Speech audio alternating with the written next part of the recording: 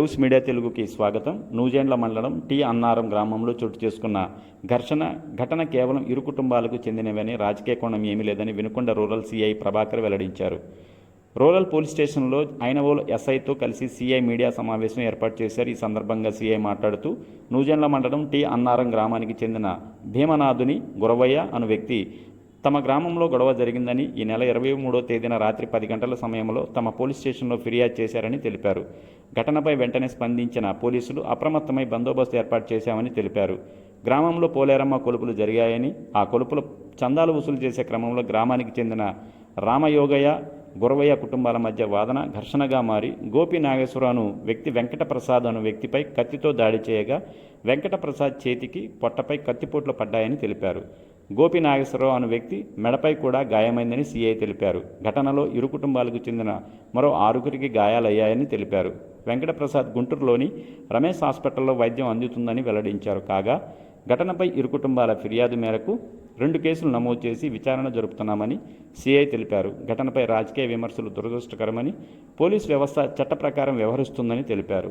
రాజకీయ నాయకులు ఇష్టానుసారం విమర్శలు చేయటం మానుకొని గ్రామంలో శాంతి భద్రతల సమస్యలు తలెత్తకుండా సంయమనం పాటించాలని సీఐ హితవు పలికారు. అందరికీ నమస్కారం. ముందుగా వినాయక చవితి శుభాకాంక్షలు. ఇప్పుడు ఈ ప్రెస్ మీట్ ఇది పెట్టడం జరిగిందంటే, మనం గత 3-4 రోజులుగా మన ఐనవోలు పోలీస్ స్టేషన్ పరిధిలోని టి అన్నవరం గ్రామంలో ఒక ఇన్సిడెంట్ జరిగింది. 2 కుటుంబాల మధ్య గొడవ జరిగింది.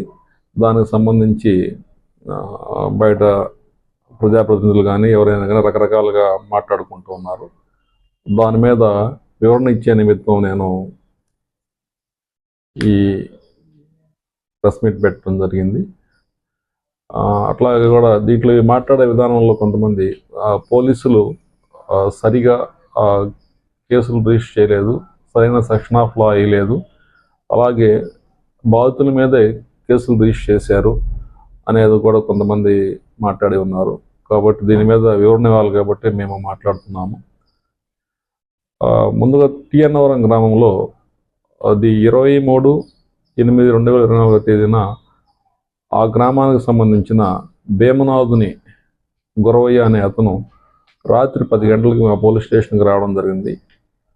ఆయన వచ్చి మాకు ఒక రిపోర్ట్ ఇవ్వడం జరిగింది. ఆ రిపోర్ట్లో సారాంశం ఏమిటంటే, వాళ్ళ గ్రామంలో 2 రోజుల ముందు పోలేరమ్మ కొలుపులు జరిగినాయి.